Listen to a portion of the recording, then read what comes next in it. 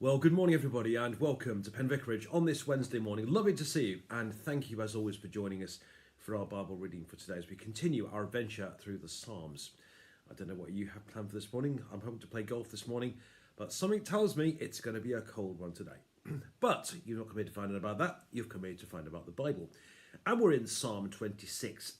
Just to remind you of the context, if I may, in the book is 150 psalms, 150 songs. It's the Old Testament songbook, and they are split into 5 books. And Psalms 1 to 41 are book 1. So without further ado, we're in book 1 and Psalm 26. Here goes. Vindicate me, O Lord, for I have walked in integrity, and I have trusted in the Lord without wavering. Prove me, O Lord, and try me. Test my heart and mind, for your steadfast love is before my eyes, and I walk in faithfulness to you. I do not sit with the worthless, nor do I consort with the hypocrites. I hate the company of evildoers, and will not sit with the wicked. I wash my hands in innocence, and go around your altar, O Lord, singing aloud a song of thanksgiving, and telling all your wondrous deeds. O Lord, I love the house in which you dwell, and the place where your glory abides. Do not sweep me away with sinners, nor my life with the bloodthirsty, those in whose hands are evil devices, and whose right hands are full of bribes. But as for me, I will walk in my integrity. Redeem me and be gracious to me. My foot stands on level ground.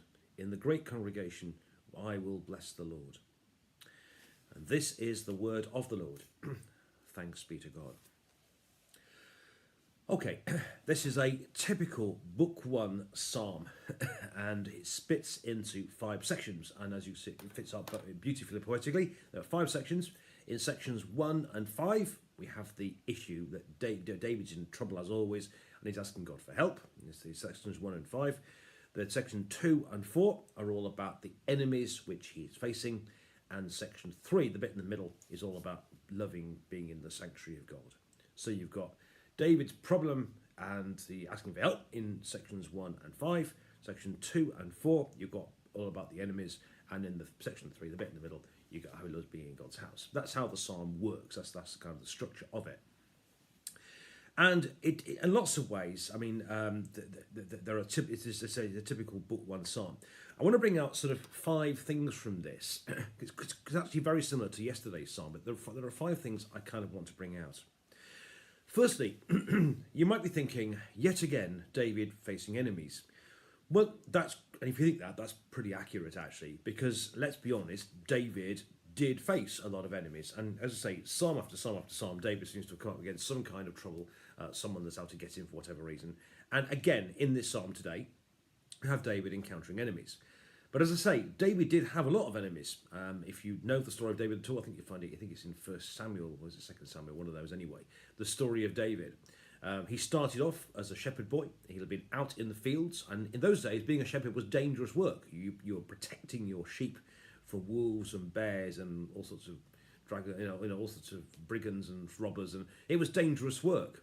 And then, of course, when he started off, he encountered Goliath, with the encounter with Goliath, and then when he eventually became King Saul's harpist, who'd sort of look after him when he was feeling down, when the evil spirit inside him was getting it. So when Saul was struggling with this, David would be his harpist.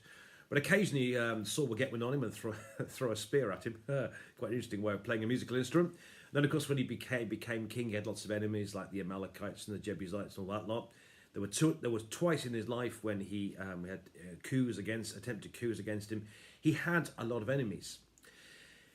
It's interesting, however, with David, the life of David, if you know it at all, that actually most of that time David did fine.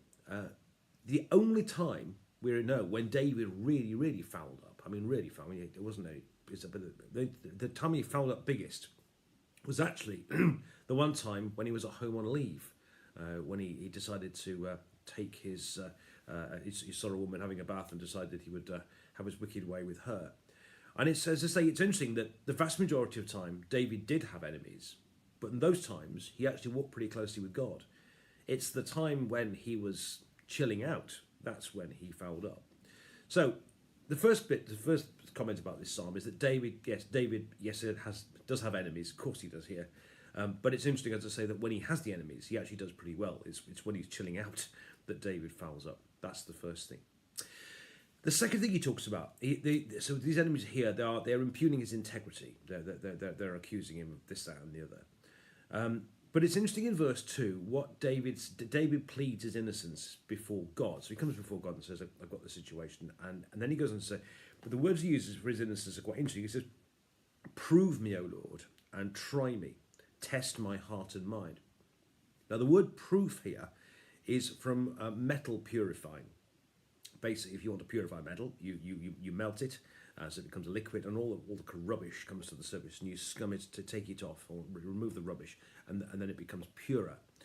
And actually, what he's saying here, so when you prove something through the fire, you might say, it gets purer. And what David is saying here is, I'm being proved. So the way he's being proved, a bit like going through the fires of life, is actually purifying him. And he's saying, show me. He's inviting God to put him through trials in order to make him more like God, to make him make him purer, make him better. He actively seeks holiness, and he does so. He says, through the fires of life, through the trials and struggles of life, make me purer, O God. So that's the second thing. So the first thing is David has enemies, yes, but actually he did pretty well when he's with them. And it's when he didn't have the enemies that he fouled up, actually. Secondly, he says, prove my innocence, but through the fires of life will show that I'm right before God. The third thing is a constant theme which comes through psalm after psalm after psalm, but I think it needs to be, I do feel a bit like a record that's got stuck, but it needs to be said again. This whole thing about the steadfast love of God, that David knows that God's love is steadfast. God's love never changes. And again, David, the life of faith, if you like, is about trusting in God's steadfast love. And just to remind you, as always, that when the Christian faith is not simply about believing that there's a God, like believing there's a pyramid of Egypt or something. Believing in God is actually about trusting in God's steadfast love. That not just believing that there is a God, but actually trusting in God as well. That's the third thing. The fourth thing is, he talks about the enemies, and he talks about how I do not sit with the worthless, nor do I consort with hypocrites. I hate the company of evildoers, and will not sit with the wicked. Now it's interesting actually, because David's clearly, he's using strong language to make the point before God that he's right before God, and he's using, I think the fancy word would be hyperbole, strong language to make a point that he's right before God. But it was worth reflecting that actually that Jesus did sit with people who others would consider worthless. And actually when Jesus sat down with tax collectors and sinners and so on, he was criticised by the powers that be. Does this person not know who? Does this person not know who he's sitting with? Surely if he knew who these people were, he wouldn't be sitting with them. Yet Jesus did. But it's ironically, isn't it? It's ironic, isn't it, that it says here, "I do not sit with the worthless." But Jesus did sit with tax collectors and sinners and prostitutes and so on, because actually Jesus in Jesus' eyes they weren't worthless. In Jesus' eyes they were children of God. And it's interesting he says here, I do not consort with the hypocrites. That when these Pharisees and people were pointing the finger at Jesus, actually to some extent they were pointing a finger at themselves, And Jesus, I do not. It says here, I do not consort with the hypocrites. Perhaps it was them that the psalmist was talking about, rather than the tax collectors and the prostitutes and so on. So actually, Jesus did sit down with people who other people would consider worthless, but actually they were worthy in his sight. He made them worthy, and actually, it's the religious people that had to watch out here, because he says here, I don't consort with hypocrites. So there's a warning to us all. But nonetheless, I think it's important actually that as the church, we do get involved with the world around us.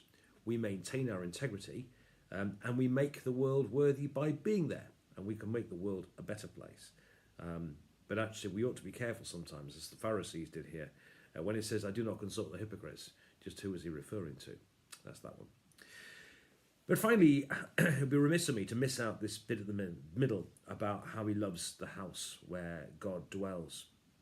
it's interesting actually that David, in the midst of all the fighting and all the enemies and so on and so on and so on, he says that I love the place where God is. He loves nothing better than being in God's house, talking to God, taking his refuge in God, thanking God, and actually that was the centre of everything that David was all about. The bit about the sort of 5 sections is the bit about being in God's house that's right in the middle. And then for David, with all his, with all his achievements, his victories, and his everything else, actually, it's being in God's house, it's being in God's presence that David loves the most. So, 5 things briefly, just to recap, if I may, from this psalm. I hope it's made some sense to you this morning. Firstly, David's got enemies.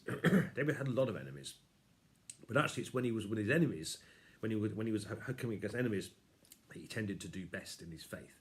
And it's actually when he was chilling out that he failed at the most. Secondly, he says, prove me. And a bit like metal gets purified through fire, actually we get purified through the fires of life, and God proves us by that.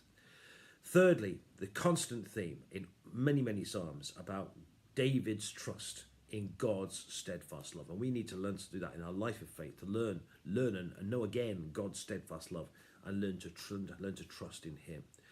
Fourthly, that actually, he says, he talks about, he doesn't sit down with the worthless. Actually, Jesus did, but by sitting down with people who other people would consider worthless, he made them worthy.